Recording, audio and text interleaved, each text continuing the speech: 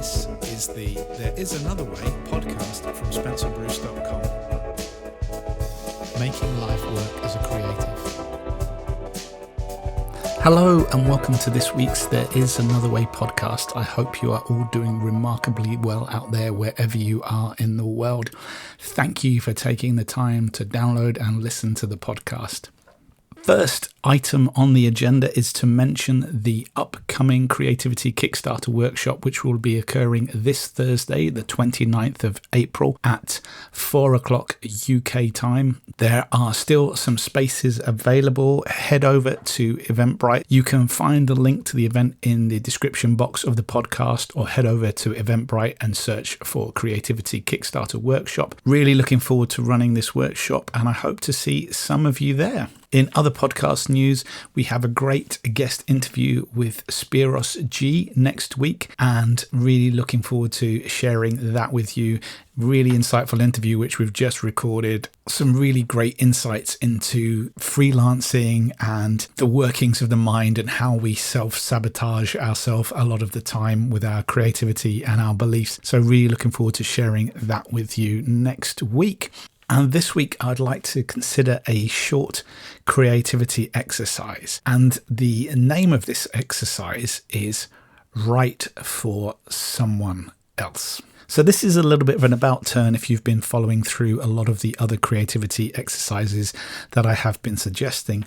Many of those exercises are about writing for you, expressing yourself, maybe without any other listeners listening or watching or reading or seeing your work, letting your true, authentic self come through without the worries and the considerations and concerns of any judgment from any other person. Now, this exercise, as I said, is a little bit of an about turn, but the considerations are very similar. At the most simplistic level, what I want you to do is to consider writing or creating a piece for someone else, one other person, specifically for them. Again, this is now directed at one person, not for the rest of the world, not for anyone else apart from this other person. Now, of course, you think, well, I don't do sentimentality. It doesn't have to do anything with it being about the other person or sentimental towards the other person. It's literally you are using your creativity to gift the other person something that you have created, whatever your creative art form is. And why is this a great exercise to do? First off, from a creativity kickstarting perspective, you can think about the other person and think about things that you know that they like, whether it's music or styles, and that can help you force you down an avenue of trying to create something which you think that they will really latch onto because it's similar or it's in the vein of something that they already like. It is a symbiotic process. You are gifting something to someone else. From that, you are extracting some information to help guide you on the way to start the project, where to begin. Beyond that, there are also multiple layers of where this is useful to you from a promotional perspective. Now, we've discussed a few times on the podcast that I think the world is saturated and there is a lot of me, listen to my music, look at my artwork, look at my photography, look at me, look.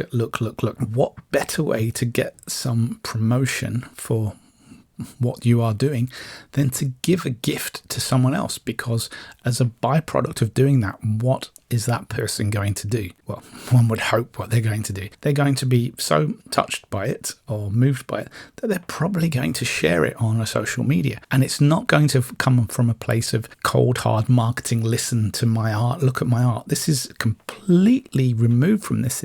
This is, oh, look, I've been gifted this amazing gift by this artist. I want to share it. I'm really pleased that someone has gifted me something which is I really like. You aren't even really part of this conversation. This is another conversation going on about something which is related to you, but you are not necessarily part of that conversation. So creating and gifting something for someone else from your art form is a great way of overcoming creative blocks. In one instance, it's a great way of getting some free promotional activity which is not directly connected to you and not directly connected to you saying, listen to my work, listen, look at me, all of these things. It is a secondary promotional channel. And thirdly, it helps make the universe a better place. Think of the joy that you will bring. Think of the happiness that you will bring to someone else, but also to yourself, because in doing this, it's going to force you to finish a project. Because we all know, and we've talked about this countless times on the podcast, finishing projects is a problem that many of us suffer from. So setting yourself a goal to gift your art to someone else can start off a whole magical chain of events, a chain reaction, and you never know where it may end. Gift your art to someone else and see what happens. Stay safe, my friends. Hopefully see some of you at the Creativity Kickstarter workshop. If I don't, most importantly, take care, my friends, and I will catch you later.